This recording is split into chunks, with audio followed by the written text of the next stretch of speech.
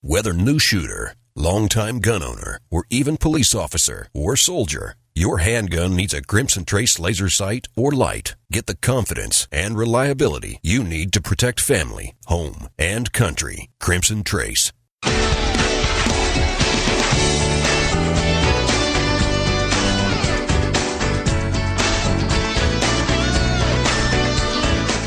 This is Tom Gresham's Gun Talk, now available on iTunes and other podcast clients, and on the free Gun Dealio smartphone app for iPhone and Android. Feel free to call Tom now at 1-TOM-TALK-GUN or 866-825-5486, or email Tom at guntalk.com. Now, once again, here's Tom.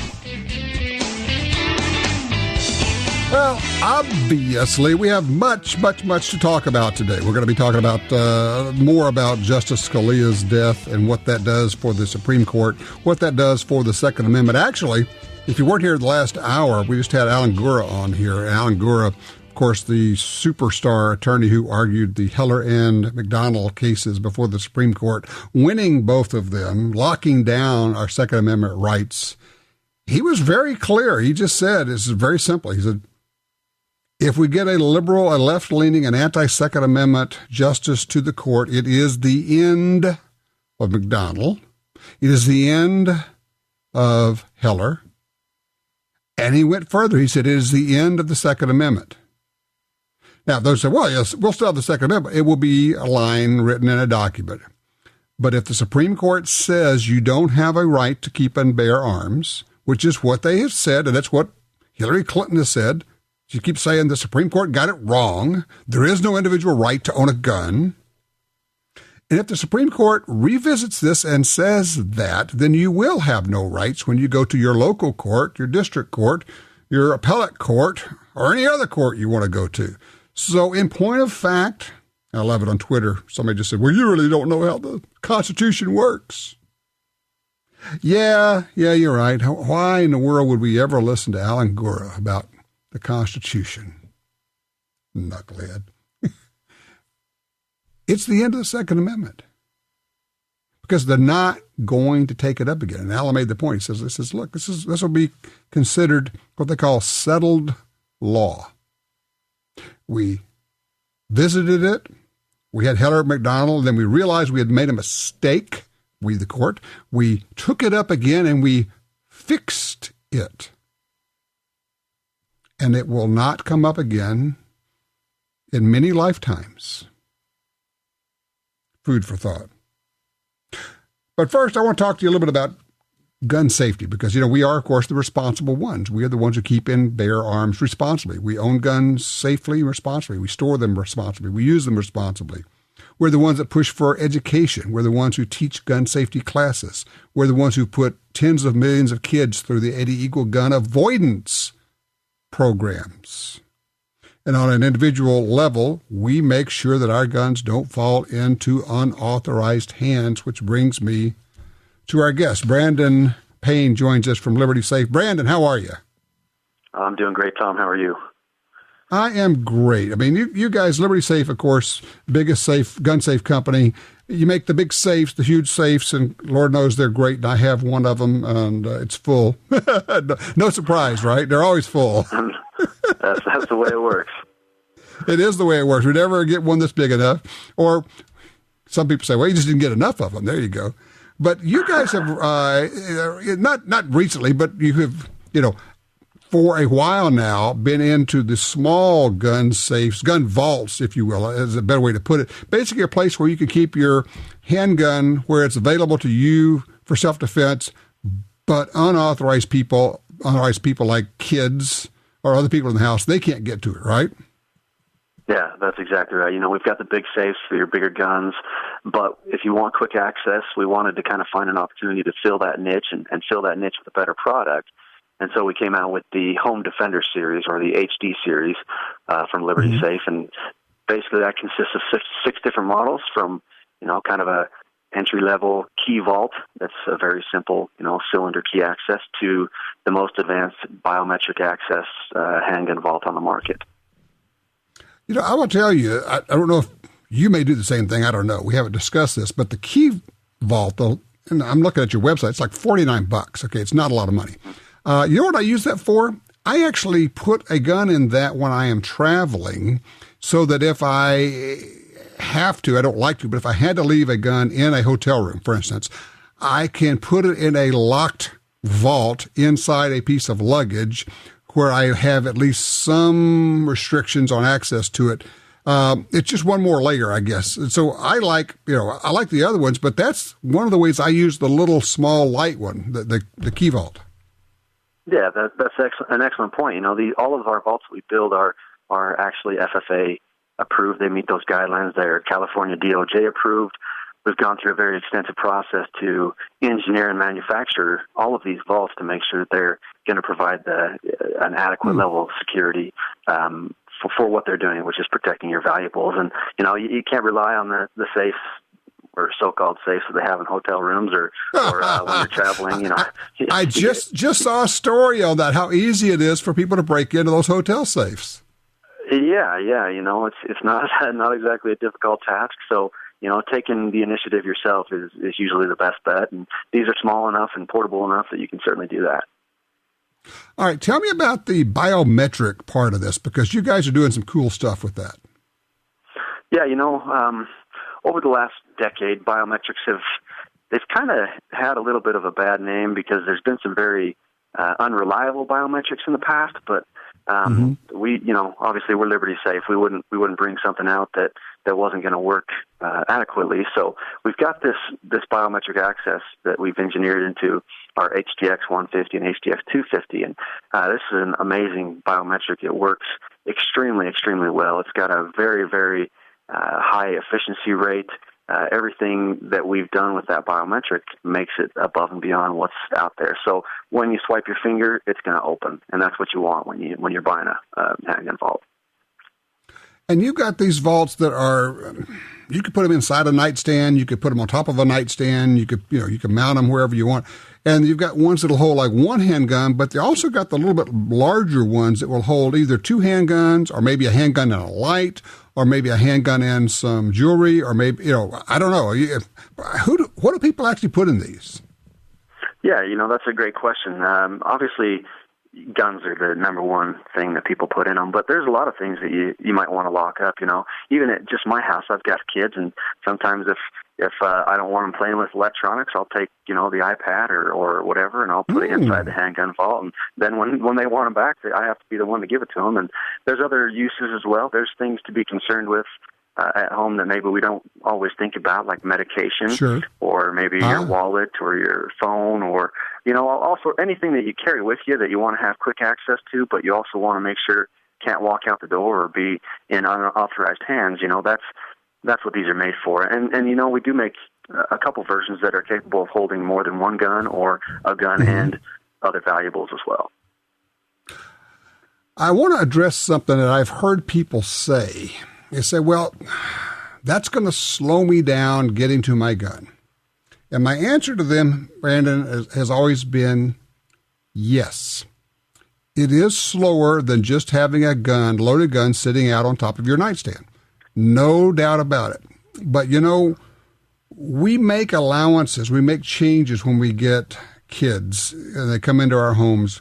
We put the little covers into the electrical outlets, and that's a pain. And we put the little lock thingies on cabinet doors so they can't get into poisons and things like that. And that's a pain. And we make some changes. And what you want is you want to have the least amount of hindrance in getting to a gun that you need, but you absolutely positively must make it so a kid can't get in there. That's the number one thing. How long does it take typically for, say, the biometric for you to swipe and pop open a door? Yeah, that's a great question and a very good point. The biometric is by far the quickest access. When it's plugged into the AC power, which the 250 comes with an AC adapter, the 150 it can be bought as an option. When it's plugged into the AC power, it is less than 1 second. So, you simply swipe your finger and the door pops open and you're there. It's going to take you more time to shake off the sleep to know what's going on than it will to get your handgun. So okay, so 1001 and the door just popped open. Oh, yeah. I mean, it's just as quick, literally as quick as you can swipe your finger, it will open. And if it's not on the AC power, you have to set your finger there for a half a second and then swipe. So it takes 1.6 seconds if it's on the wow, on the that's 9-volt terrible. battery. Yeah. Okay, so that's working on 9-volt battery. Yeah, that's not gonna be a concern for most of us. And even the push button combo vaults that we have, I mean, I can do those in under 3 seconds. So, it's well worth the peace of mind and protection that they offer to be able to access your guns and make sure your kids aren't accessing them. It's well worth it. And that speed that you're sacrificing is not enough to make much of a difference. You know what? In my it's opinion. just smart. And I'm going to put a fine point on it. It tells me something about you if you have your gun and you have it secured versus if you have your gun and you don't have it secured. It tells me a lot about your responsibility. People say, well, I'm responsible. Really? Okay.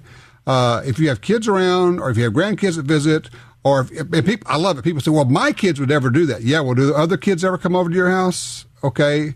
And, let me just tell you one more thing. Yes, your kids will do that. You think they won't, and they will. You just have to. This is a given. You have to have this. That's a great point, and that's really for me. I have 4 kids at home, and they know what guns are, and they know that they're not meant to be touching them. But what I am most concerned about is their friends that may not have that same training. A lot of kids these days, maybe different than 50 years ago. A lot of kids these days, they may not even know what a gun is. When they pick it up. So it's important that we protect not only our own family but others as well. Looks like you got some special deals going. I'm looking on your website there, libertysafe.com. Looks like the prices on these handgun safes have come down. Yeah, they really have. It's a great price. It's an extremely high quality product. So, it's got the name Liberty on it. It's gonna do its job. Well, there you go, libertysafe.com. Brandon, thank you. I appreciate what you guys do because you make good products and you help us all be safer, and that's a good thing. Thank you, my friend. Appreciate it, Tom. Thank you, sir. All right, you take care. All right, we're open lines now. You got a range report, you got a comment, you're thinking about Justice Scalia. What should the Republicans do? Should they dig in their heels and say no, no, no? Is there any other way to go? Will you help them grow a spine? Will you call, write, text, email them every single week to say, keep up the fight, do not give in, because they're just going to get beat up on this. That's coming. But honestly, I swear to you, if we let President Obama get one of his nominees or nominee through on the Supreme Court, don't take my word for it. Alan Gura just told you right here, it's the end of the Second Amendment. Not overstating things. Gone, done, toast, finet. What are you prepared to do? 866-TALK-GUN.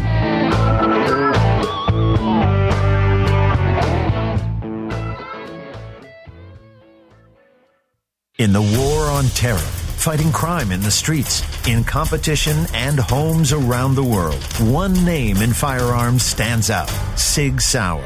Our pistols and rifles are renowned for their unfailing performance. This same commitment to excellence can be found in our line of SigTac accessories and the training offered by the Sig Sauer Academy. For unmatched quality, reliability, and innovation when it counts, choose Sig Sauer. Visit sigsauer.com today. You're at a gun store and your phone tells you about hot deals. Want to know about special offers?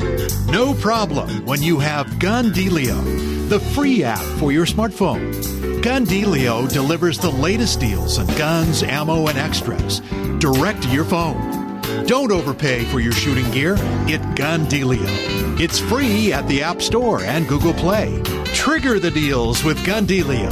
GunDealio.com.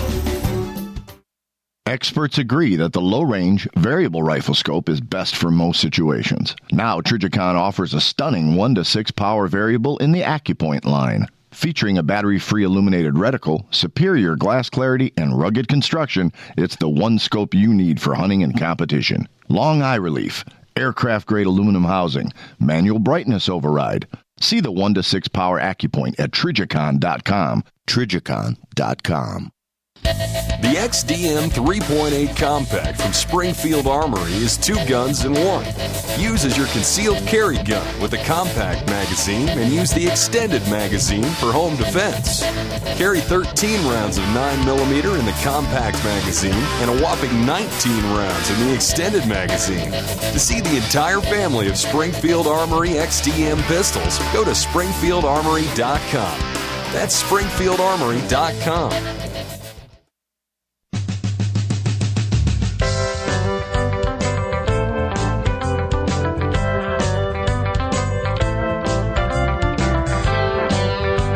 All right, you can join us. Just dial 1 Tom Talk Gun. If you'd like to send me an email, tom@guntalk.com. Over on Twitter, I'm @GunTalk. A lot of ways to communicate. Mike has done exactly that. He called us. He's on line 1, traveling through Nebraska. Hey, Mike, you're on Gun Talk. Hey, Tom, good to talk to you. Yes, sir. Being a truck driver, I've had the good fortune to haul a few loads out of Liberty Safe and hauling from their facility and to some of their distributors. From a good truck driver's point of view, that was a good thing too. So, even more quality, so to say. The reason I called, just a thought, it's been my philosophy for a while, if you will, that Second Amendment is actually a First Amendment right. I hope I don't offend anybody, but if you go to the Bible, the book of Esther, they were getting ready to kill off all the Hebrews, and she told the king, well, at least let my people defend themselves. And gee, what happened? No massacre. And then you get into Luke 22 and 36. It says, "He who does not have a sword, go sell your coat and buy one." And the gun is the modern-day sword. There are actually a lot of biblical references to self-defense of saying, it is perfectly okay to defend yourself and to defend others. Many biblical references to that. You're right. I'm not a big fan of the ACLU, but, I think they should get on board with that. I mean, like I said, it's First Amendment. Well, it's interesting. The ACLU they're weird. And a lot of times you say they're crazy, they're doing all kind of weird stuff. And then occasionally they will actually work, believe it or not, they'll take a case and partner up with the NRA. So you got the ACLU and the NRA working together sometimes. So they're kind of all the way across the board on the Bill of Rights, whereas the NRA is the Second Amendment group. They specialize in that. But yeah, I'm understand. Sometimes they're kind of out there too. Mike, listen, I appreciate that. Thank you for the call. Line 2, Frank is in New Jersey. Hey, Frank. Hey, Tom. How you doing? I got a couple of issues. Number one is, why don't the manufacturers get together and when they're selling guns to the dealers, why can't they push that the dealers really get on people to vote and get out there and support the NRA with an incentive of some kind? A $5 rebate or whatever. That's the first thing. All right, let me address that one, then we'll go to your second one, okay? A number of the manufacturers do a lot to help the NRA. They'll actually put coupons in. For years, Taurus actually gave away free NRA membership with every gun they sold. I mean, you just send it in and you get a free NRA membership. The issue, and it's a challenge, frankly, is that for the most part, gun stores are independent businesses, and they're involved with trying to make a living and trying to make a profit, and the manufacturer can only do so much. And in many cases, the manufacturer actually doesn't even sell to the dealer. In fact, most cases, the gun maker doesn't sell guns to a dealer. They sell guns to a distributor, and the dealer calls one of these distributors, the middleman, to get their guns. So there's not as much connection there as you might think. But having said all that, I think it's a great idea, and I'm hopeful that there will be some communication and some working on this. All right, your second point. Okay, GUNTALK TV, a great product. I hate to give you a swelled head, but a great product, and Gundealio is terrific. Also, you recommended a book, Deadly Force. I think that is one of the finest books I've read in a long time. And I want to thank you for recommending that book. I think everybody should get GUNTALK TV, Gundealio, and read Deadly Force. Thank you, Frank. Well, your monthly check will be in the mail. I appreciate all the help that you provide. I figured that would sway your head just a little, but it's the truth. It is a great product, and I've learned so much from the Gun Talk and the book of how to keep myself out of trouble. Not only the defense part of it, but how to keep myself out of jail. All right. Well, I'm going to make one other recommendation. First Person Defender, which is our series on YouTube. You have to check that out. In fact, anybody that carries a gun, keeps a gun for self-defense, needs to look at all of the episodes of First Person Defender, because there's a lot of holy cow, and I never thought of that in that, where people go, whoa, what did they just do? How did that happen? That happened so fast. Why did she run up there? She could have stayed back. She had a gun, but she ran up close. And when you're in the middle of it, you can't see it. When you're watching it like we are, watch it on the screen, we go, oh, man, did you see what? Yeah, and you can analyze it and you can learn from it. So, yeah, check out First Person Defender on YouTube. Line 4, Chuck's with us out of Texas. Hello, Chuck. Hey, Tom, one request and one comment. Could we find some way to provide encouragement to the dealers, the distributors, the manufacturers, the gun shows, everybody in the entire fraternity, to encourage people to show their voter ID cards, their NRA cards, their TSRA cards, whatever, when they come in, and maybe, give a gimme hat or some doggone thing. How can we find some way to encourage that in the fraternity?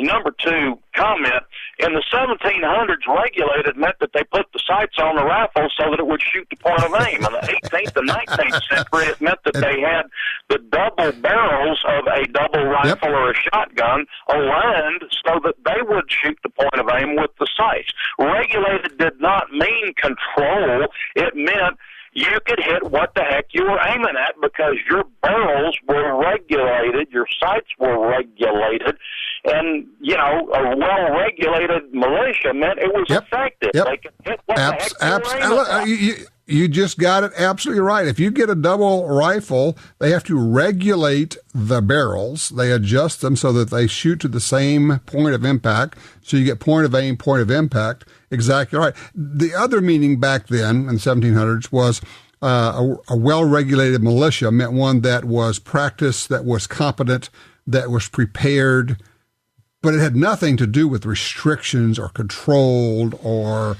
limited. That is a definition that came along 200 years later. You can't really put a new definition to what they wrote then. That's what Justice Scalia was all about, originalism. What did they mean when they said it?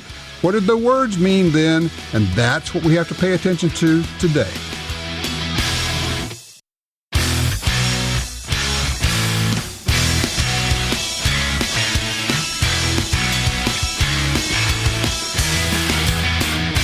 Want your opinion to make a difference? Log on to our website and take the Gun Talk poll, www.guntalk.com. Now, once again, opinion page regular contributor for the Washington Times, here's Tom. Well. One option, of course, would be for the U.S. Senate, if they say, well, we just can't not do anything for a year.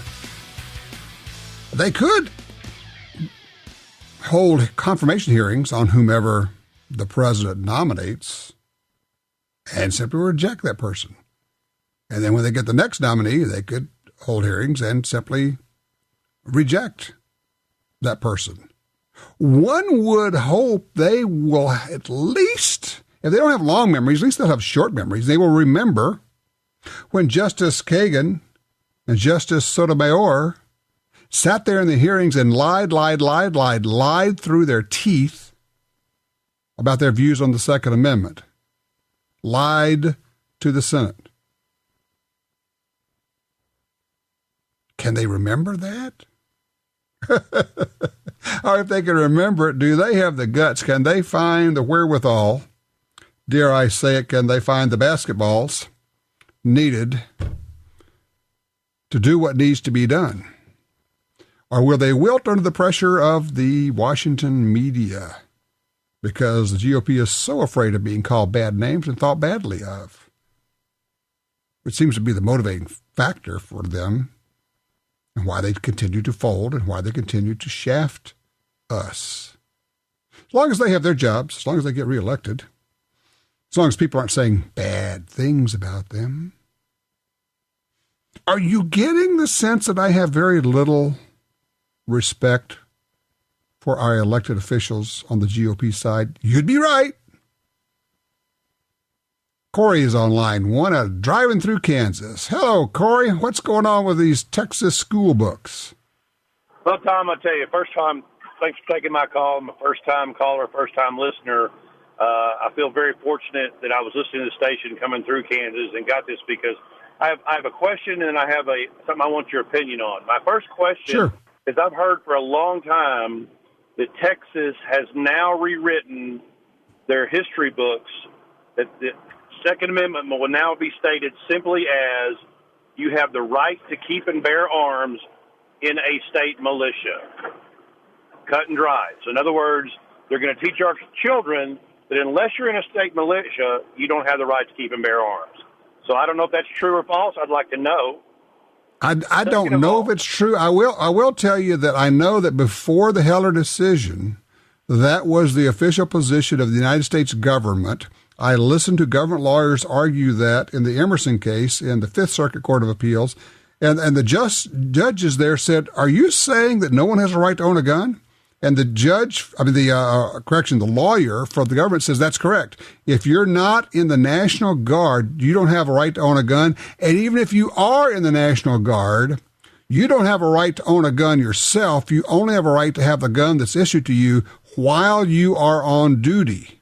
And that was the official position of the U.S. government. So is that being put into school books? I would not be surprised. Once again, a reminder to everyone, look in your child's school books when it comes to history, when it comes to talking about the Constitution. That's why they make magic markers and Sharpies, so we can strike that stuff out. Now, your other point, sir. Okay, first of all, with your resources and reach, I'd appreciate it if you would try to find that out, about validity of that. I don't know if you can do that or not. Okay. Somebody may be able to call in here. Just keep listening. Somebody may help us out. Now, next point. I'll listen as long as I can keep the radio station going. Okay. I believe that a responsible person should own a firearm. I don't think irresponsible people should.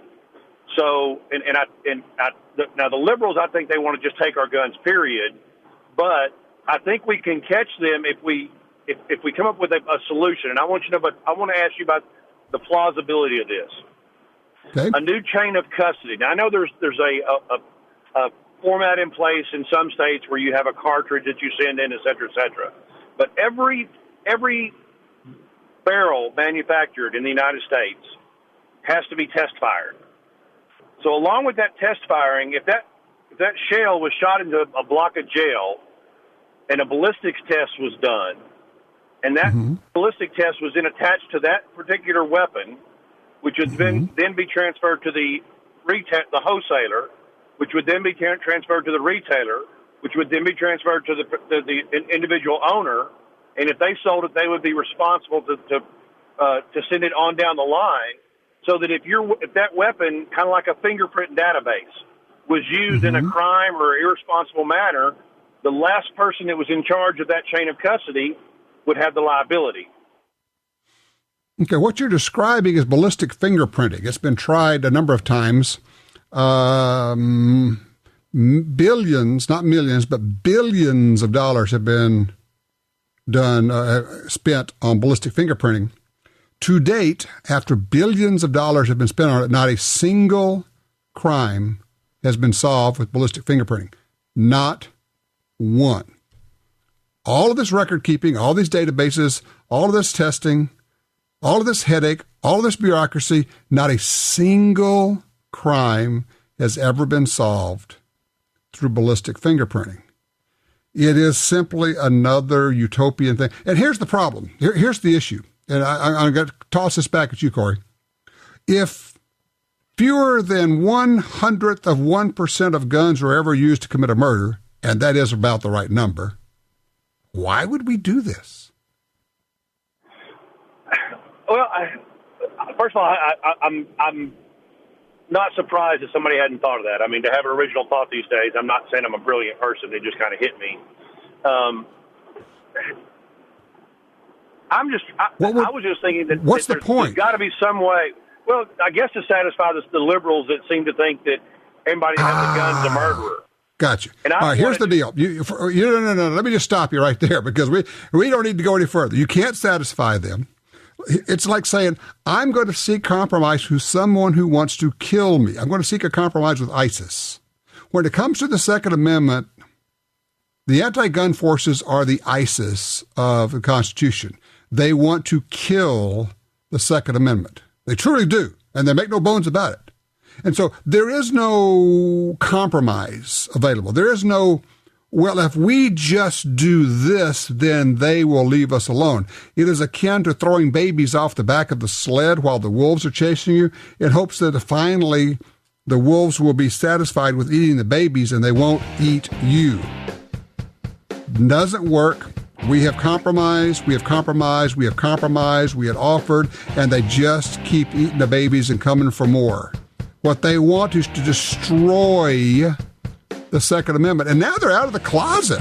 Hillary Clinton says, hey, the Supreme Court got it wrong. There is no individual right to keep and bear arms. And if she gets elected, she's going to make sure that that gets corrected. 866-TALK-GUN.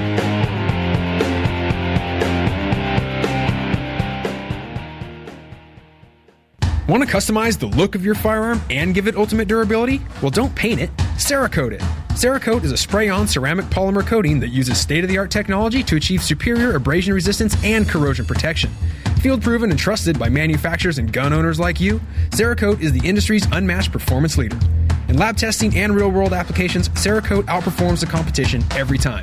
See for yourself and find a local certified applicator near you at Cerakote.com. Choose the best. Choose Cerakote and finish strong. For 36 years, the U.S. Sportsmen's Alliance has been fighting to protect hunting, fishing, and trapping for sportsmen from coast to coast. Today, we are under constant attack from extremist animal rights groups who want to end your ability to hunt in the U.S. Join us to protect our sporting heritage and our way of life outdoors. To join or for more information on how you can help, go to ussportsman.org. That's ussportsman.org.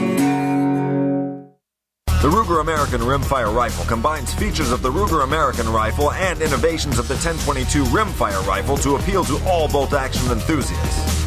It features a modular stock system that provides comb height options for scope or iron sight use, a power bedding integral bedding block system for outstanding accuracy, a Ruger Marksman adjustable trigger, and a 1022-style rotary magazine for reliable feeding. The Ruger American Rimfire Rifle, another rugged, reliable firearm from Ruger. You got your carry permit, and that's good. But you know you could use more training. Get the DVDs, which have what you need. Springfield Armory presents Concealed Carry 1 and Concealed Carry 2 with Bata Group. Learn specific concealed carry skills from Top Gun fighting trainers. Get trained. Be prepared. This really is life and death. ShopGunTalk.com. That's ShopGunTalk.com. It's time for the Brownells Trivia Question. Brownells, serious about firearms since 1939. Are you a gun know-it-all? Well, you may have a chance to win the Brownells GUNTALK FN SCAR 17S Dream Gun and a trip to the NRA show in Louisville, Kentucky, May 19th through the 22nd. Here we go. John Moses Browning is probably the greatest gun designer who ever lived. Which of the following is not one of his designs? Remington Model 8 semi-automatic rifle, Stephen Savage 520 pump shotgun, or the Browning 8-bolt bolt-action rifle? To answer and have a chance to win, go to brownells.com/guntalk. That's brownells.com/guntalk. When it comes to firearms, Brownells has more, knows more, and does more, and guarantees it all forever. Brownells is serious about firearms.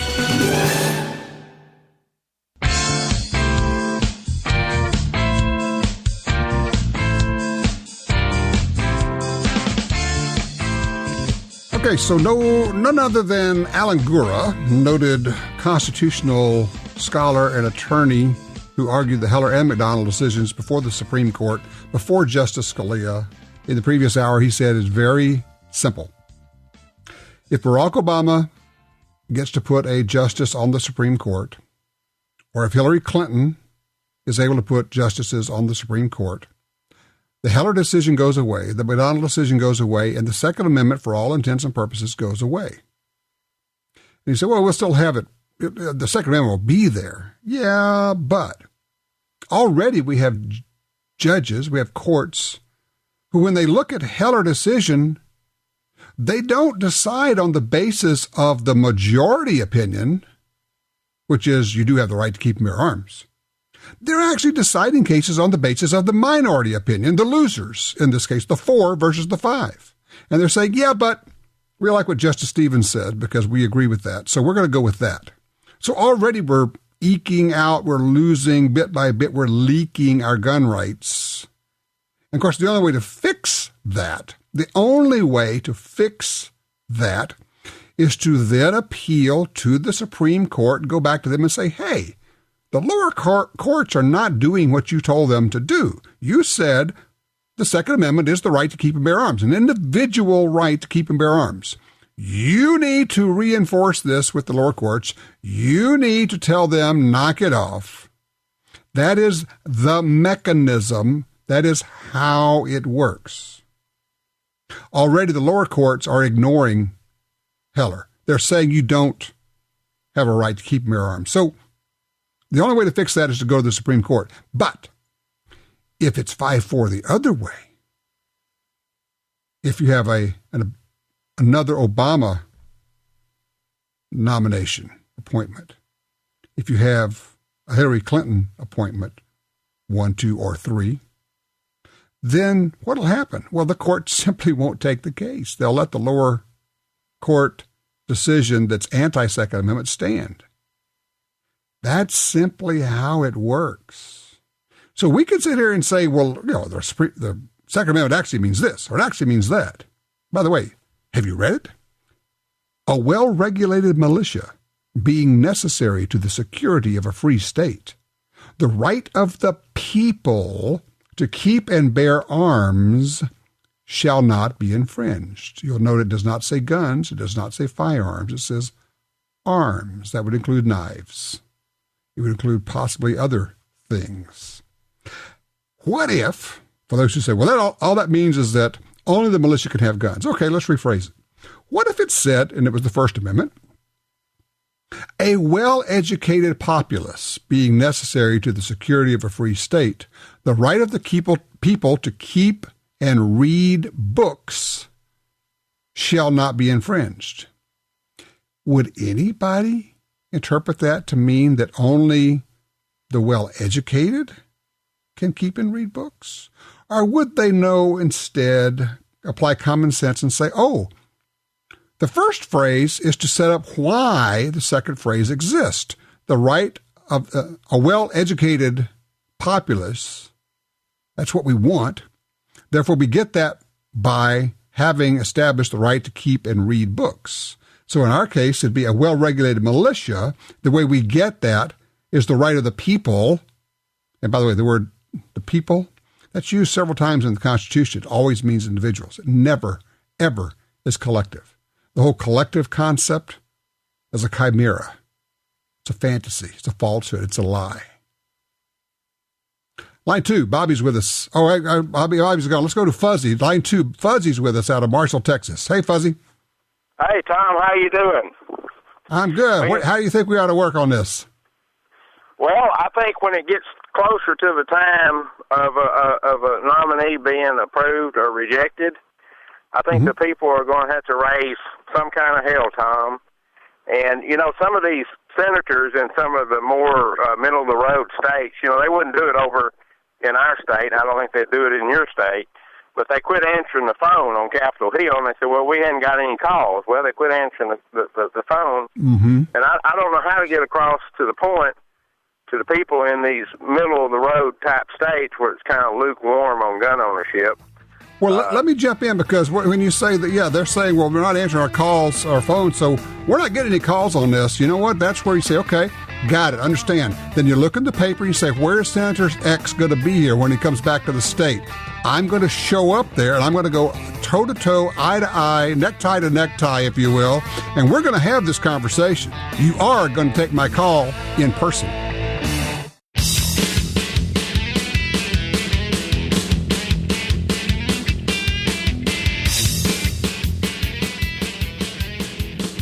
All right, back with you. Let's go all the way down to line 1. Matthew's with us out of Metairie, Louisiana. Matthew, what's on your mind?